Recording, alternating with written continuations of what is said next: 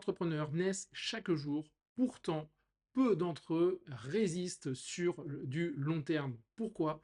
Eh bien tout simplement car ils ne créent pas d'objectifs, ni d'objectifs à court terme, moyen terme, ni à long terme.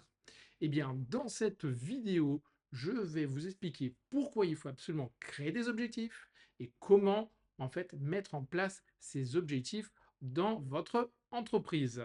Car si vous êtes entrepreneur, vous souhaitez bien sûr avoir une activité pérenne et vous ne souhaitez pas retourner dans le monde du salariat.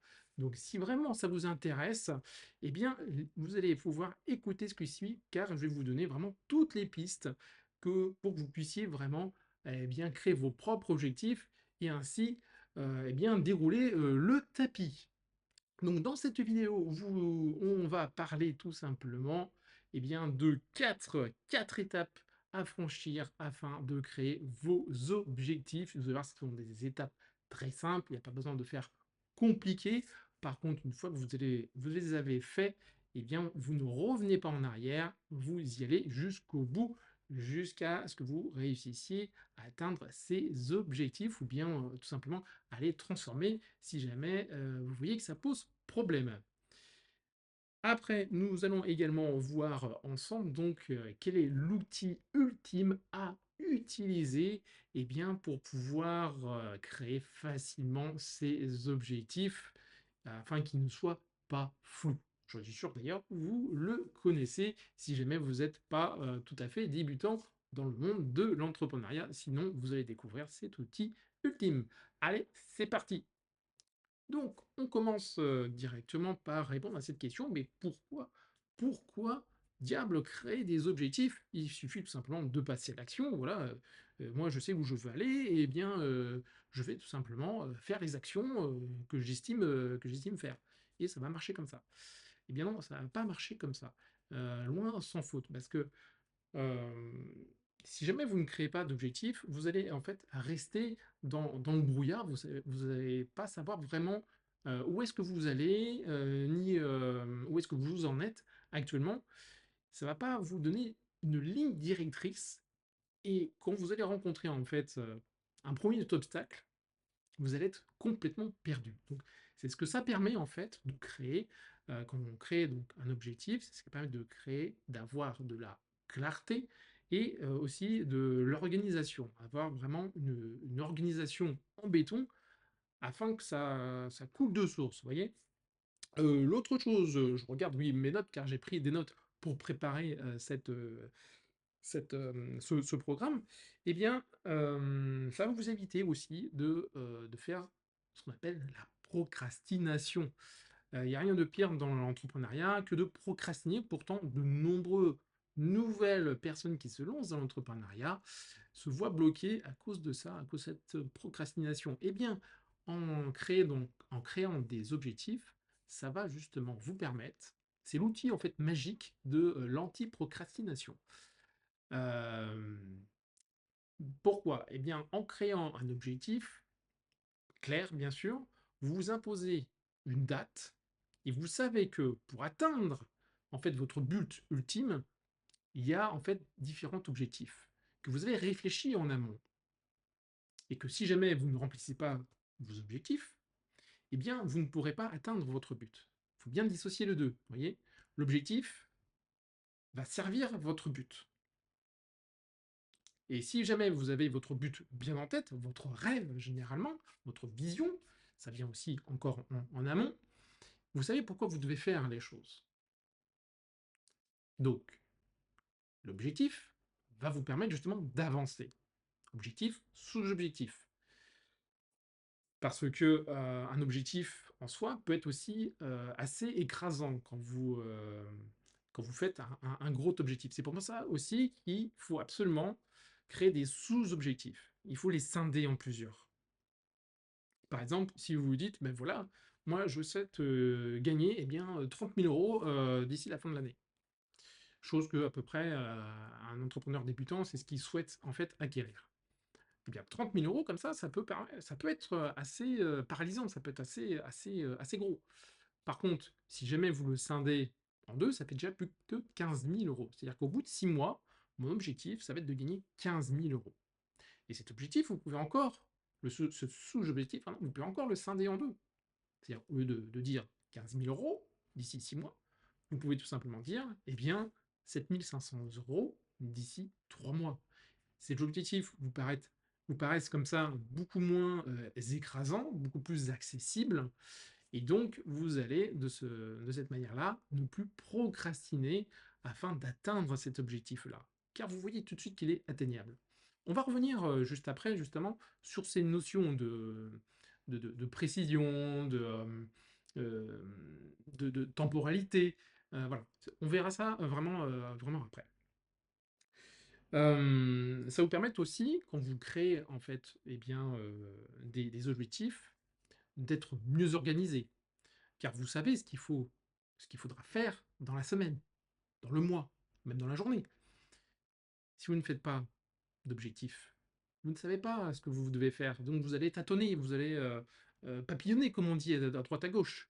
Oui, vous allez être productif, mais est-ce que vraiment ça va remplir, ça va vous permettre d'aller rapidement là où vous souhaitez aller? J'en doute, j'en doute. Alors ça va peut-être marcher une fois sur 10, oui, mais ce qu'on souhaite, si vous regardez ça, ce qu'on souhaite ici, c'est que ça marche 90% des cas. Dans 90% des cas, on veut que ça fonctionne. Donc il faut être structuré, il faut être stratégique, et rien de tel pour se faire que de créer des objectifs. Donc maintenant, on va voir comment créer eh bien, des objectifs. C'est dans notre seconde partie. Donc, pour se créer des objectifs, tout d'abord, ça va se faire en 4 étapes.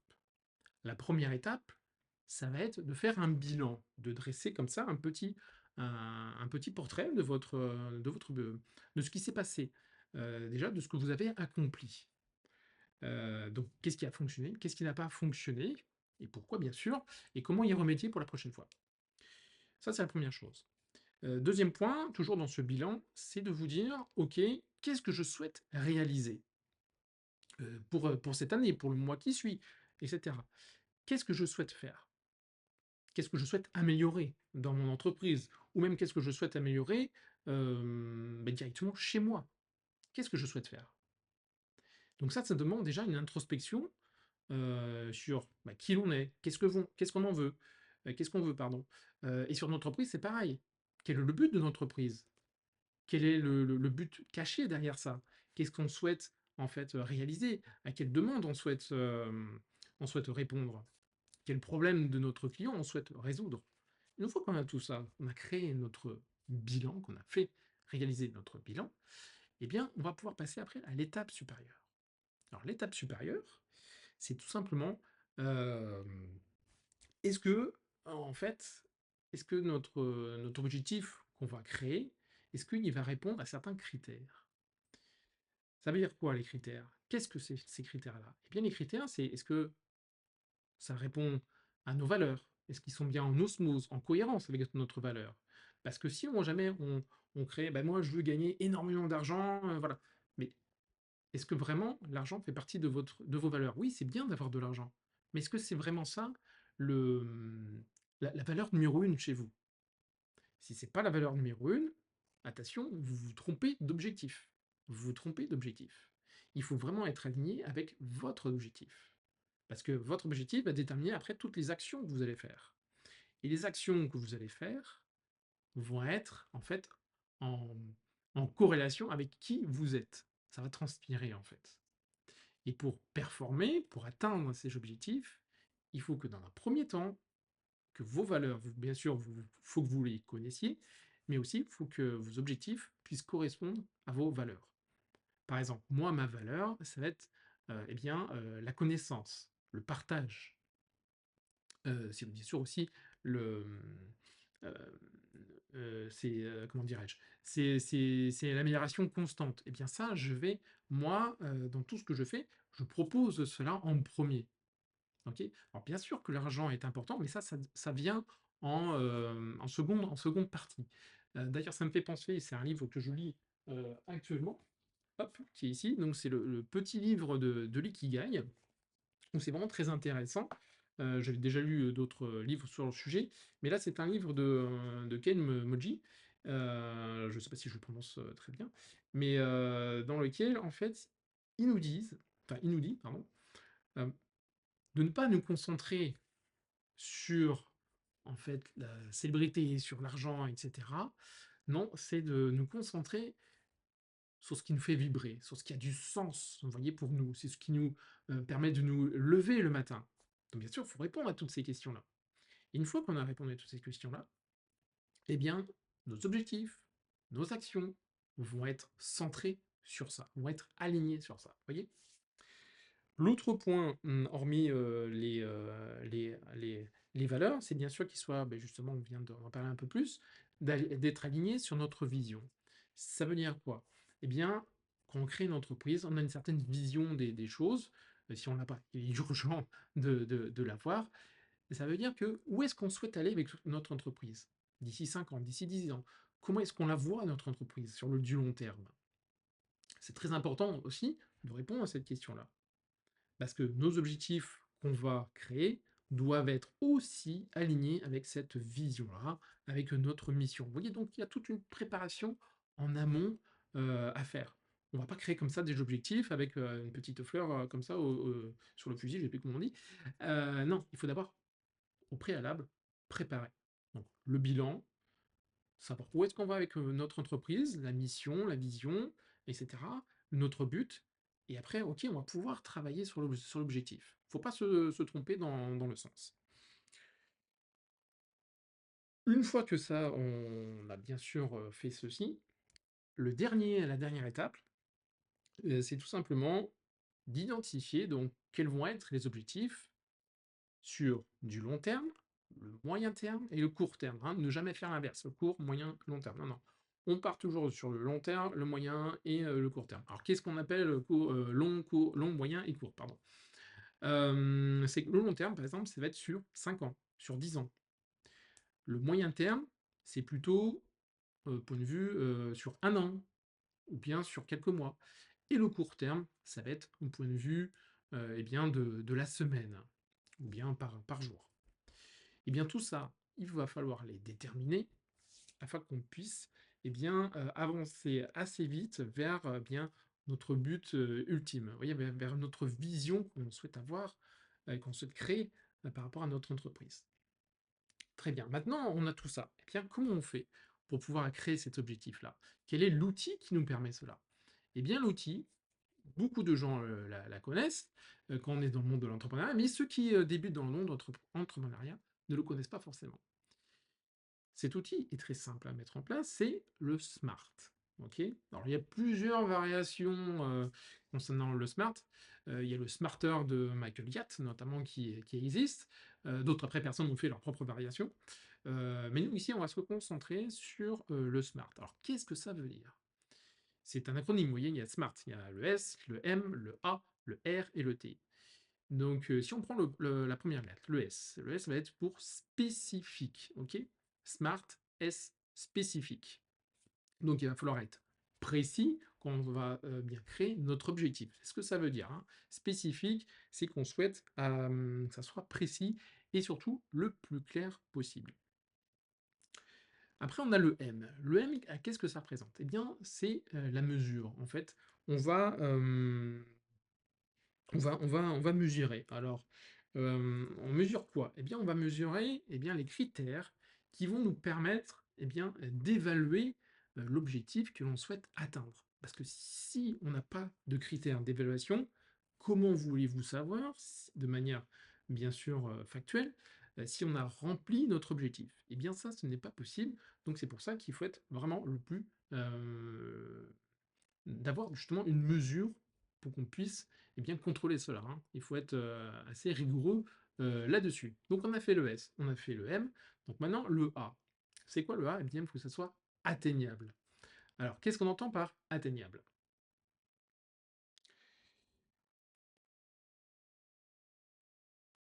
Eh bien, atteignable, c'est en fonction en fait de notre temps et des ressources que l'on a à notre disposition, aussi bien matériel, donc on parlait aussi du temps, car on n'est pas tous égaux avec ça, donc on n'a pas tous la même disponibilité dans notre journée.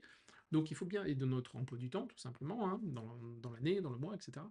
Donc il faut bien sûr prendre, cela en compte, afin de pouvoir créer un objectif sur mesure, OK? Par rapport à qui nous sommes. Par rapport à notre environnement, d'accord? Si on a, eh bien, 5 heures de temps dans notre journée, c'est pas la même chose que d'avoir simplement 1 heure. On peut pas faire, la même productivité, vous voyez? Si on a 1 heure que si on a 5 heures. Donc il va falloir s'adapter à ça. Donc il convient, au début, de lister, eh bien, notre emploi du temps, de savoir combien de temps on dispose. De même qu'au point de vue des ressources matérielles, c'est-à-dire de quoi avons-nous besoin pour pouvoir atteindre cet objectif-là? Est-ce qu'on les a? Est-ce qu'on peut les acquérir? Si on ne peut pas les acquérir, comment on peut faire différemment? Vous voyez? Bien. Après, je ne sais plus où on en est. Donc on a vu donc, le S, le M, le A. Donc maintenant il reste le R et après on aura le T. Donc R, c'est quoi? C'est, réaliste. Alors réaliste, ça veut dire quoi? Comme son nom, bien l'indique, pardon, eh bien, il faut qu'il soit pertinent. Réaliste égale pertinent. C'est la pertinence par rapport à votre projet d'abord, mais aussi il ne faut pas partir dans quelque chose d'extravagant, quelque chose que vous ne pourrez pas atteindre. Non, il faut que ça vraiment, ça reste, vous voyez, réaliste. On peut pas trop dire mieux que ça. Après, le dernier point, c'est la temporalité. Alors c'est quoi? C'est tout simplement de vous donner une deadline, donc dans lequel vous direz: ben voilà, moi je souhaite par exemple, avoir, bien sur mon compte, Instagram ou Facebook, avoir, dans un premier temps, eh bien mes 100 premiers abonnés, eh bien, à la fin du mois en cours par exemple. Et bien ça vous met en fait une date butoir. Ou bien, pour la fin de la semaine, je veux en fait avoir écrit un nouvel article pour mon blog, ou bien avoir tourné un podcast ou bien une vidéo, comme je suis après la réaliser pour vous. Donc voilà, c'est ce qui nous sert, vous voyez, de fil rouge. L'outil Smart va vous permettre de créer, eh bien, votre objectif. Qu'est-ce que vous pensez, de cette, manière de créer, en fait, des objectifs? Est-ce que c'est quelque chose que vous faites déjà? Ou bien est-ce que c'est quelque chose que vous allez mettre en place de suite dans votre entreprise? C'est une vidéo donc, est finie, cette vidéo-là. Bien sûr, pour ceux qui ont écouté, c'est pas une vidéo, c'est un podcast. Voilà, donc pour la prochaine vidéo, on va s'attarder, parce qu'on a vu donc pourquoi, comment, eh bien, créer des objectifs et après on va voir tout simplement comment atteindre ces objectifs. Car c'est bien beau d'avoir fait tout ça, mais maintenant comment on les atteint concrètement ces objectifs-là? Parce qu'on est là pour faire du concret et pas rester dans la théorie. Et bien ça, c'est dans la prochaine vidéo, ou bien audio, si vous écoutez en podcast, qu'on va, eh bien, parler et décortiquer tout ça. Allez, je vous dis à